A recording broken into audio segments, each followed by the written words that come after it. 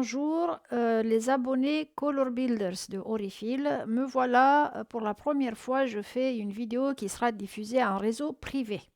Il s'agit d'une vidéo sur les appliqués à la demande de plusieurs d'entre vous, les abonnés de cette année, qui m'ont dit qu'ils ont du mal à se débrouiller avec les patrons, ou le patron surtout, le premier qui a été reçu, donc en janvier. Et Orifil, de l'autre côté, ne veut pas que je fasse des vidéos publiques sur l'abonnement 2022 qui est encore en cours.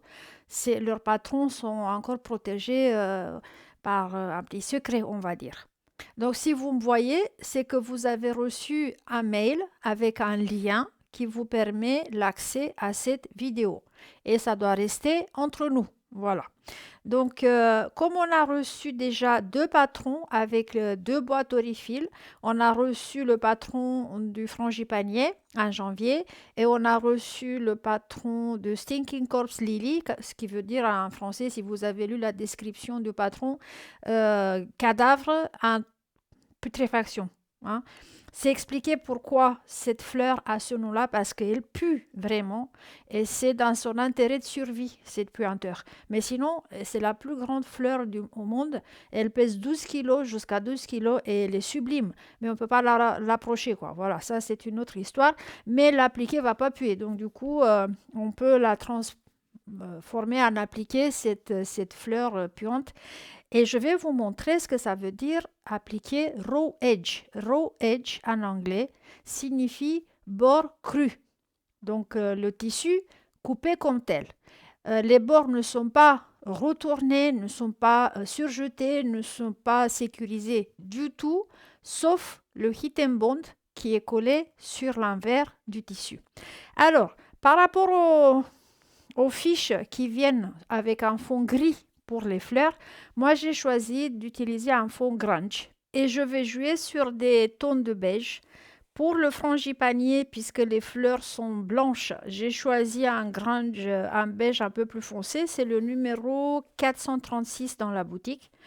Et pour le stinky, j'ai choisi un beige un petit peu plus vers le jaune, jaunâtre un peu, donc le grunge jaunâtre qui est le numéro 160 dans la boutique.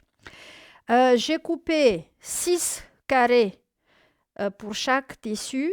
Les dimensions du carré, ça c'est les tissus de fond. Donc moi j'ai 12 ici, 6 beige, 6 jaune. Je vais les alterner dans le quilt final. Figurez-vous que j'ai l'intention cette année de faire le quilt moi aussi.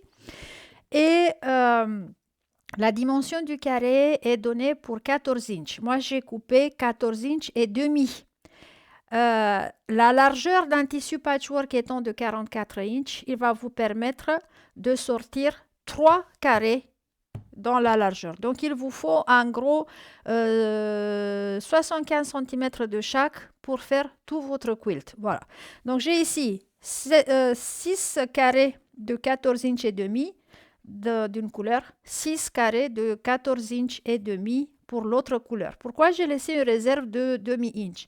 Parce qu'à la fin, une fois qu'on aura repassé, cousu, repassé, je sais pas quoi, le tissu va se déformer. Donc, il faut une marge pour pouvoir le squarer à la taille finale.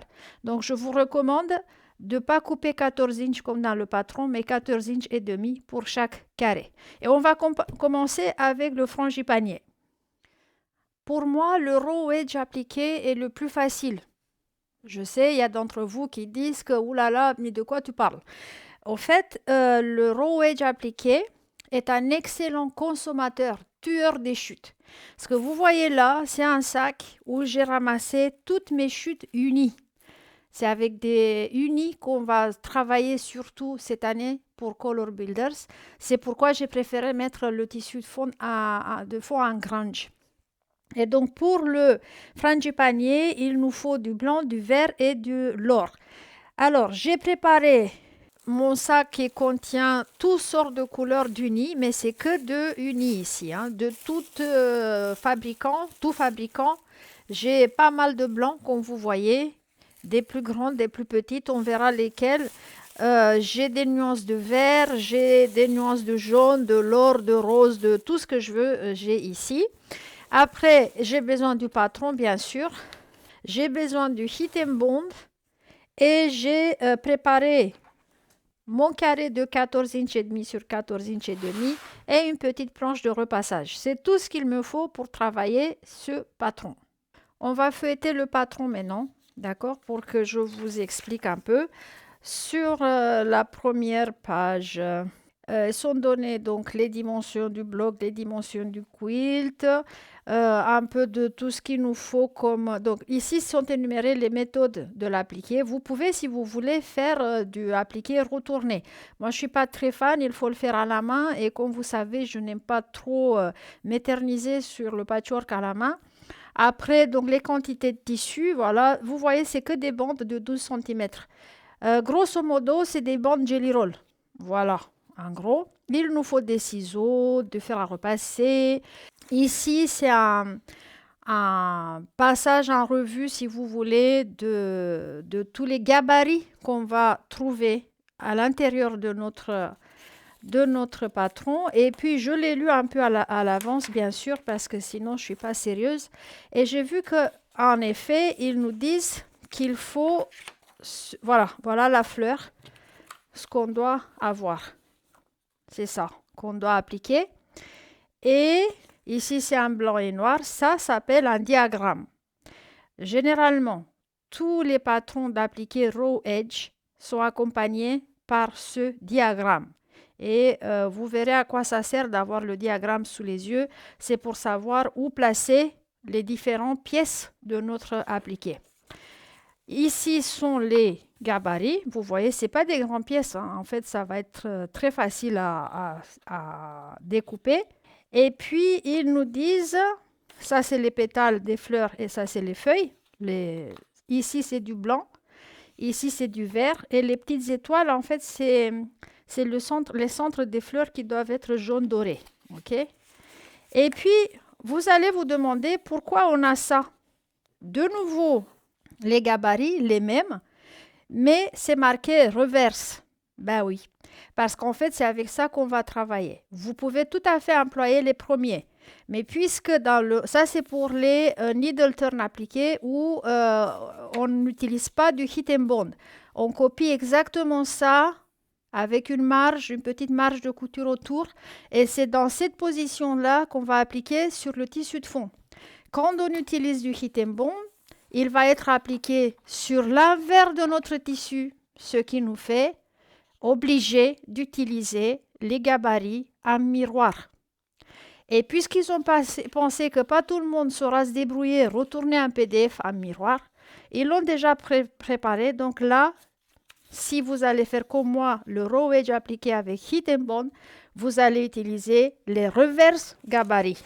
Donc les gabarits en miroir. Et c'est tout ce qu'on va retenir pour l'instant de ça, ces deux feuilles-là.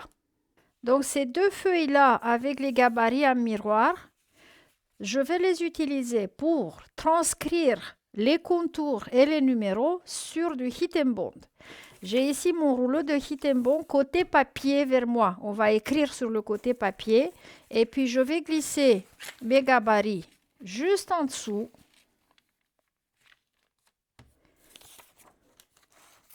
Voilà, comme ça, tout simplement. Je peux même les chevaucher un peu, histoire que ça rentre dans mon hit and bond. Voilà. Et je vais prendre un stylo normal, pas un stylo friction parce qu'il va partir au repassage et on ne veut pas ça. Et je vais commencer à tracer les mêmes contours sur le côté papier du hit and bond, en prenant soin de noter, par exemple, celui-là, c'est le 2B. D'accord? Donc, je vais faire ça tranquillement. Ça ne peut pas prendre plus de 10 minutes pour transférer toutes ces formes et les numéros. Je répète, à force, vous allez dire que je vous ennuie.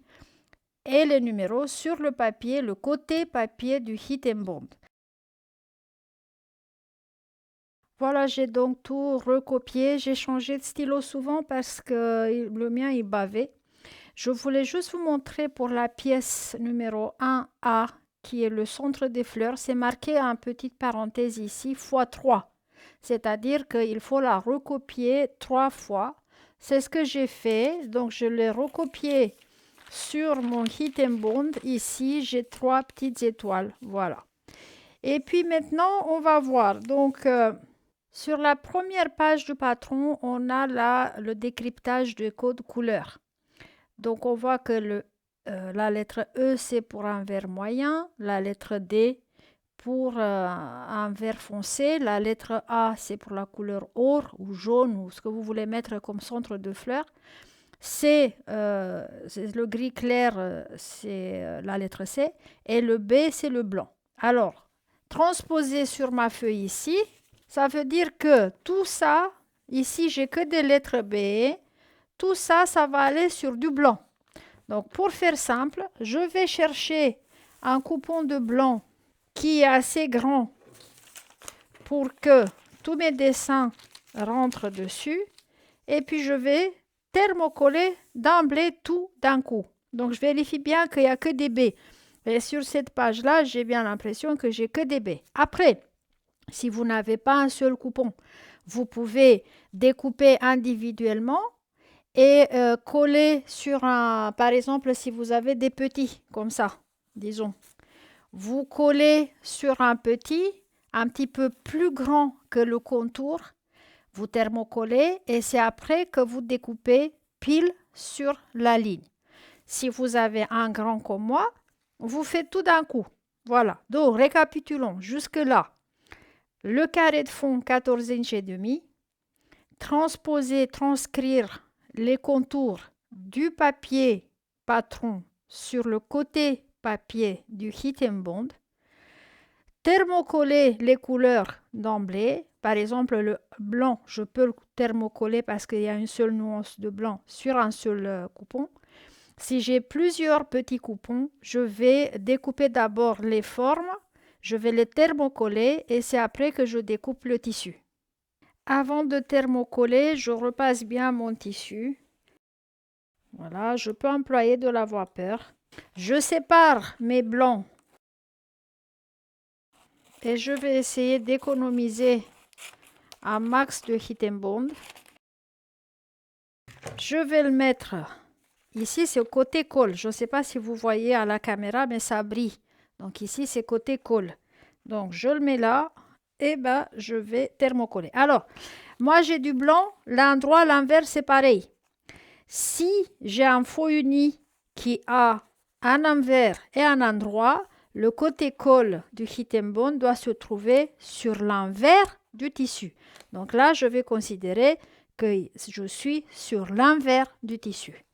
Et je vais thermocoller.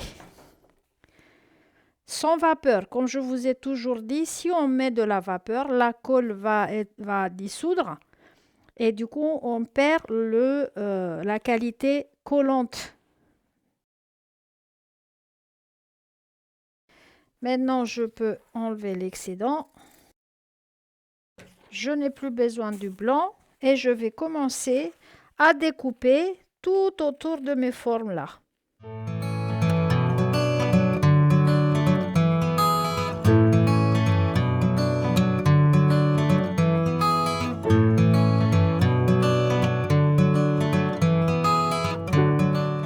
J'ai découpé toutes les pétales blanches et les 3 étoiles pour faire le centre des fleurs. J'ai thermocollé sur un bout de verre toutes les lettres D.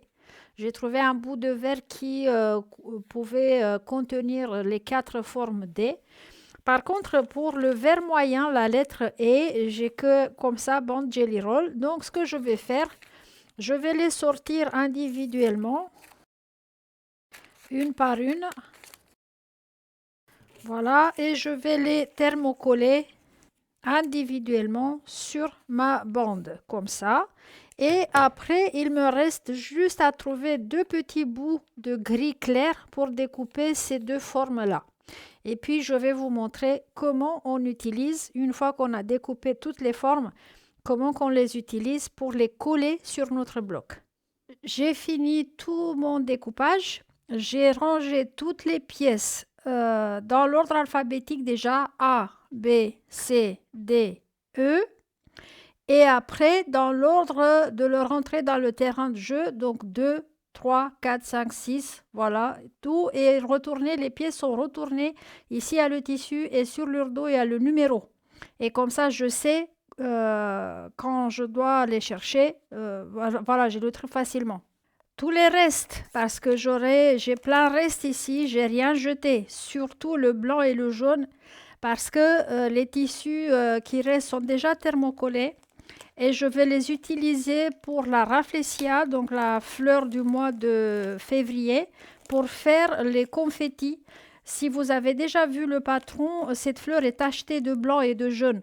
Donc je vais garder tout ça pour utiliser pour le patron suivant. Bon, j'ai préparé ma planche de repassage. Ici, c'est mon tissu de fond, le carré de 14 inches et demi que j'ai plié en 4 pour identifier son milieu.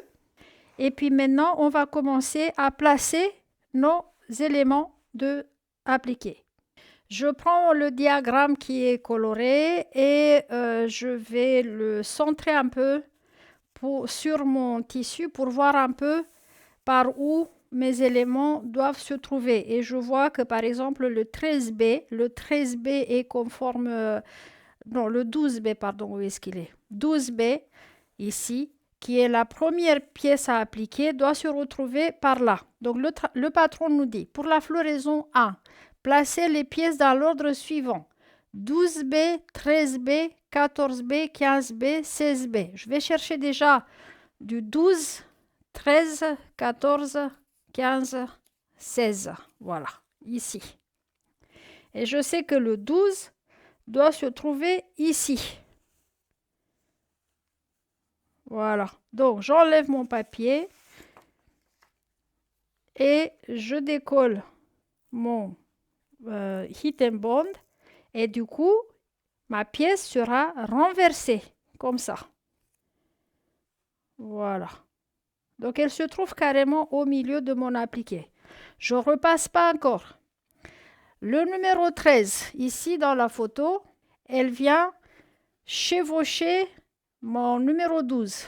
Alors, je prends le numéro 13, j'enlève mon Heat and Bond et j'essaie de placer, donc la grande courbe vient ici. Alors, voilà, regardez un petit peu. Ça, et la fleur qui est sur le papier ici. Donc, j'ai positionné 12 et 13. Vous voyez? Donc, j'essaye de respecter un peu. Vous n'êtes pas obligé de faire au millimètre près. Après, sur le 13 vient le 14. Le 14, il est là. J'enlève mon Heat and Bond. Et j'essaie de voir un peu, donc il sera un peu comme ça, ma pétale. Voilà. Je prends le 15. Voilà pourquoi c'était important de commencer avec les gabarits renversés. Parce que maintenant qu'on enlève le Heat and Bond et qu'on renverse de nouveau le tissu, en fait, on l'utilisera à l'endroit. Voilà pourquoi. Et enfin, le 16. Le voilà. Mon numéro 16. Je vois qu'ici, il doit y avoir un petit espace entre les pétales, donc je peux les repositionner. Tant que je n'ai pas repassé, je peux repositionner comme je veux mes pétales jusqu'à ce que je suis contente de leur emplacement sur le tissu de fond. Voilà. Et maintenant, je vais lui mettre une étoile, si je veux. Voilà. Donc l'étoile est censée venir ici pour faire le milieu de ma fleur. On va continuer. Pour la floraison 2, la floraison 2 commence au 4B, 5B, 6, 2, 3. Donc 2, 3, 4, 5, 6B. Ok, on va les chercher.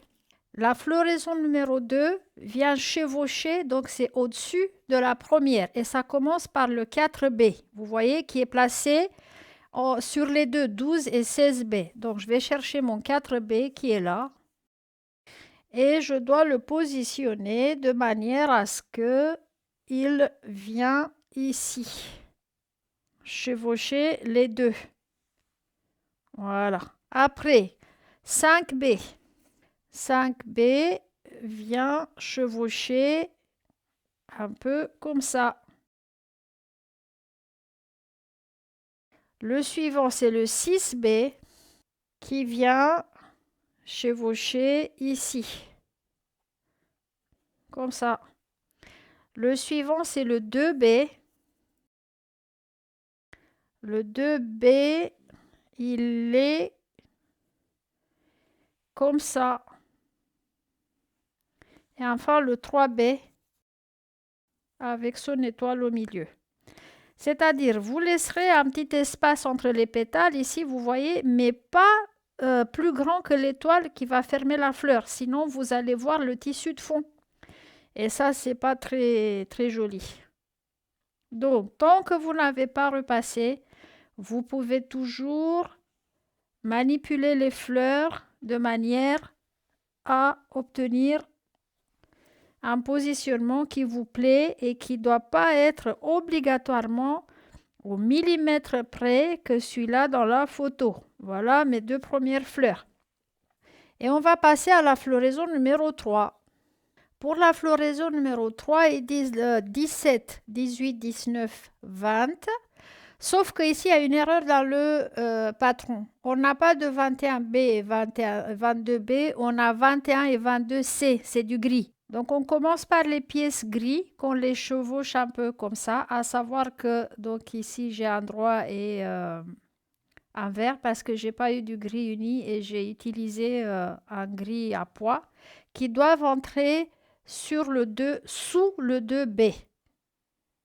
Voilà, c'est un peu comme ça. Ok.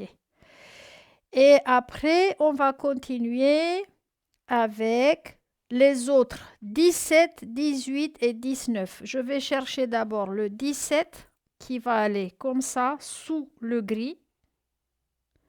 Et ici, ils disent que c'est bien d'avoir une pince à épiler. Bon, j'ai pas de pince à épiler. Après le 18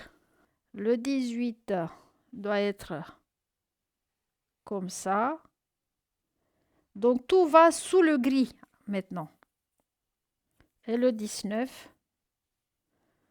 qui va aussi sous le gris. Et un tout petit bout de A ici, vous voyez, il est très petit, qui en fait, quand on le défait, il va se mettre ici. Hop, là oui, effectivement, une pince à épiler, c'est pas du luxe. Mais bon, voilà. Donc ça, c'est une floraison. Et on va passer à la 4e et avec ça, les fleurs seront finies. On pourra faire les tiges et les pétales. Et on arrive à la 4e floraison et la dernière, les derniers 4 pièces blanches et on commence avec le 11B qui est là. Donc toujours rapportez-vous à ce diagramme coloré parce qu'il est bien fait, il vous aide. Donc on va le mettre de manière à ce qu'il chevauche toutes les fleurs précédentes. Donc je enlève son hit and bond, ce qui me retourne ma pièce dans l'autre sens. Et donc si vous voyez, elle est un peu comme ça ici, vous voyez. Bon, j'ai pas coupé tout à fait exact et ce n'est pas du tout un problème. Donc je vais la mettre entre 2B et 3B. Voilà. Après, dans l'ordre, c'est le 7B qui doit être mis comme ça, le voilà, et qui chevauche un peu ici, la floraison là. Après, le 8B qui vient ici.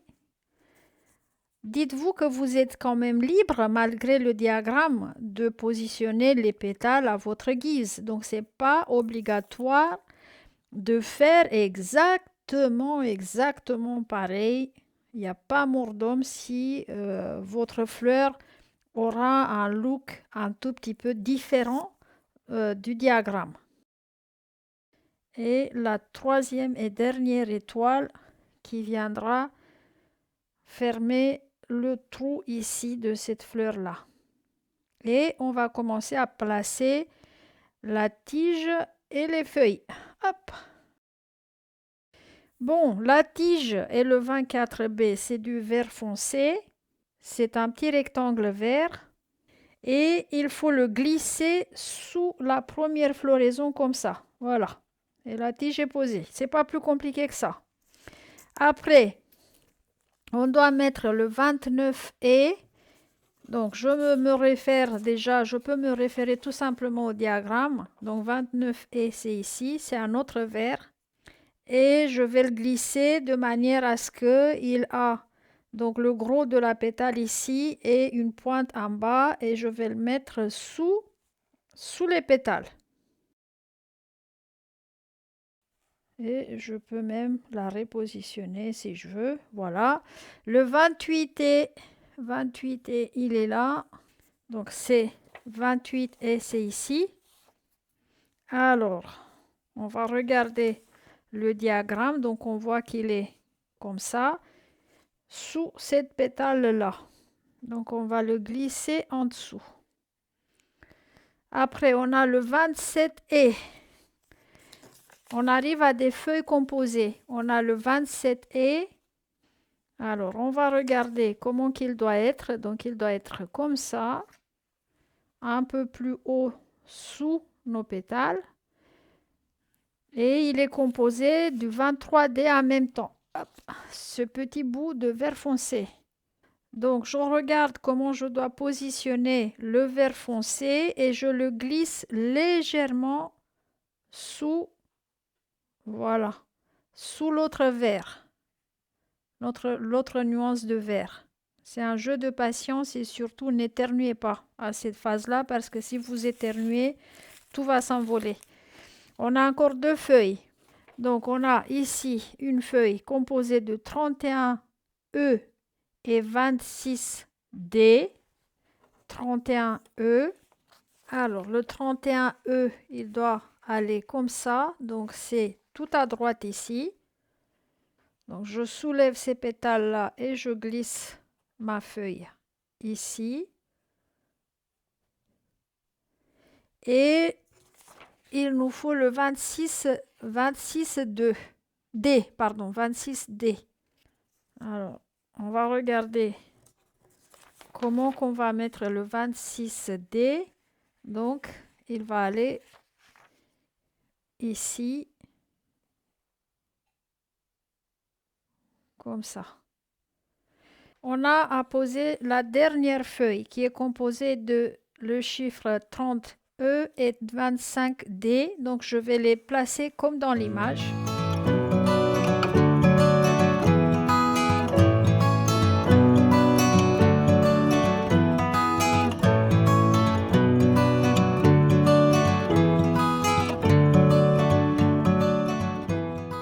Voilà, là je vais faire mes dernières retouches de placement. Je vais bouger des petites pétales à droite à gauche pour que je sois sûre de mon emplacement. Pour ma part, je trouve que je n'ai plus rien à faire à cette fleur. Tout est placé et là je prends mon fer à repasser et je l'assois dessus. Sans le bouger, sans vapeur. Juste, je presse. Ça fixe tous mes éléments en place de manière à ce que je puisse après les transporter à la machine à coudre et les appliquer, faire les coutures de l'appliquer. J'ai tout repassé. Il n'y a pas forcément tout qui a collé parfaitement. Je ne sais pas pourquoi, c'est des tissus différents et ils réagissent de façon différente au heat and bond. C'est pas grave, ils sont bien stabilisés pour que je puisse les amener à la machine à coudre. Pour coudre maintenant les pièces de l'appliqué en place, il y a plusieurs possibilités. Vous pouvez le faire soit avec un zigzag sur les bords de chaque pièce, soit un piqué libre, soit combiner des deux, mais il faut les coudre. Ça, c'était une question que je ne sais pas qui d'entre vous m'avait adressée. Faut-il les coudre? Oui, parce que sinon, malgré le Heat and Bond, c'est un Heat and Bond Feather Light, donc il est très léger comme colle, ils vont se barrer. Donc notre appliqué va se barrer si on ne le coupe pas en place. Et habituellement, on commence avec les pièces qui sont le plus en profondeur, les plus en dessous de notre appliqué. Et puis, on va aller par couche, donc de la plus profonde vers la plus superficielle. Et sauf que dans ce cas-là, j'ai l'impression que mes étoiles jaunes vont se barrer. Donc, je vais commencer par les fixer, elles. J'ai préparé mon pied de piqué libre pour ce faire parce qu'elles sont tellement petites que pivoter avec un pied normal, ça va être difficile. J'ai mis du fil jaune de ma collection l'été indien et donc je vais commencer par les fixer en place en piqué libre. Tout simplement. Ouais, vous voyez, elle part déjà. Donc c'est ce que je disais, pivoter, ça serait compliqué. Donc je la fais redescendre en place.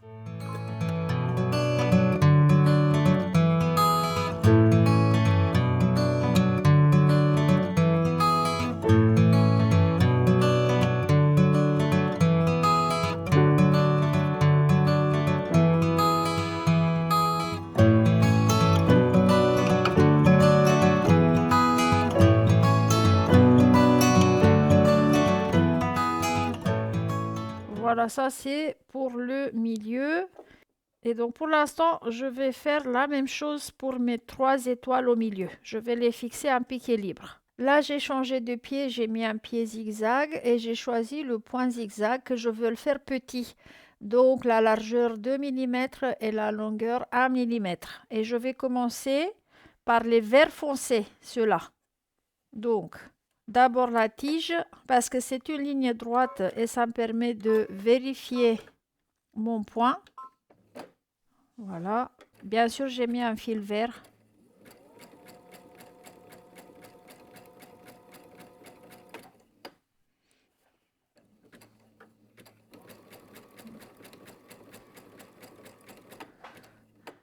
Quand j'arrive à un coin, je fais en sorte que mon aiguille s'arrête à l'extérieur de mon appliqué et je tourne.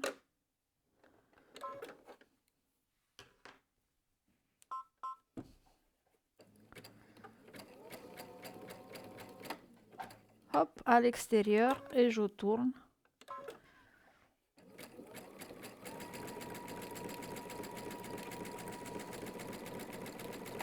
Et je m'arrête à la limite du blanc. Voilà. Donc ça, c'est mon premier. Après, j'ai ce petit bout là. Le bord de mon appliqué doit tomber au milieu de mon pied de biche. Donc ici. Et c'est pour ça qu'il faut pivoter souvent.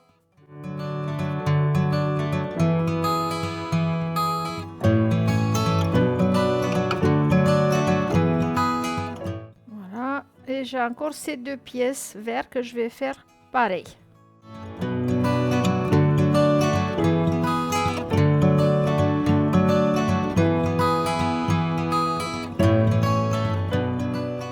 Chaque fois qu'on doit pivoter, l'aiguille doit tomber à l'extérieur de notre pièce d'appliqué.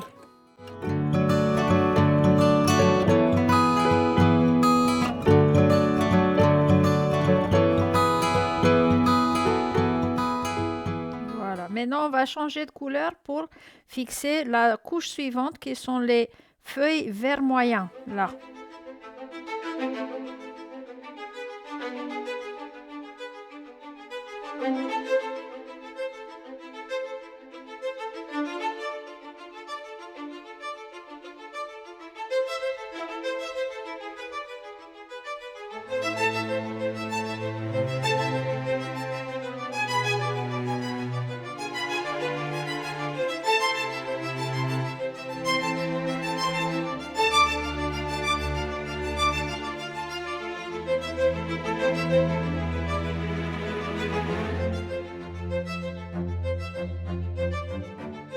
Alors, maintenant, je vais vous expliquer pourquoi on commence par les couches les plus profondes. On les coude et après, quand on va coudre la couche qui est immédiatement supérieure, la couture va sécuriser la première qui est au fond.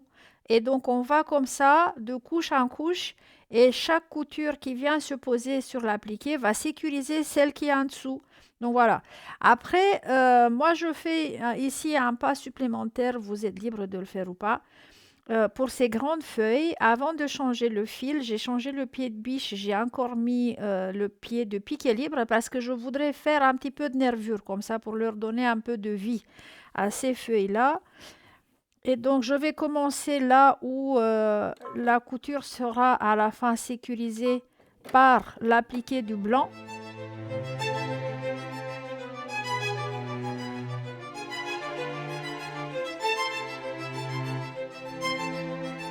Et je vais faire comme ça un petit peu de nervure sur mes feuilles. Et après, je vais enfiler le gris. Parce que dans les pétales, c'est le gris qui est le plus profond. Et on va commencer par ce petit bout ici à sécuriser le gris. Et je pense que je vais le faire un piqué libre également. Et puis, je vais faire le suivant gris, un piqué libre aussi parce que les pièces sont très petites. Et après, je vais enfiler du blanc. Je suis arrivée aux grandes pièces de blanc. Vous avez vu que pour les gris et le tout petit blanc ici, j'ai préféré le piqué libre parce que faire du zigzag, c'est pas évident sur ces petits bouts-là. Et puis là, je vais commencer à faire du zigzag autour des grandes pièces et j'essaye de commencer par les pièces qui sont plus au fond.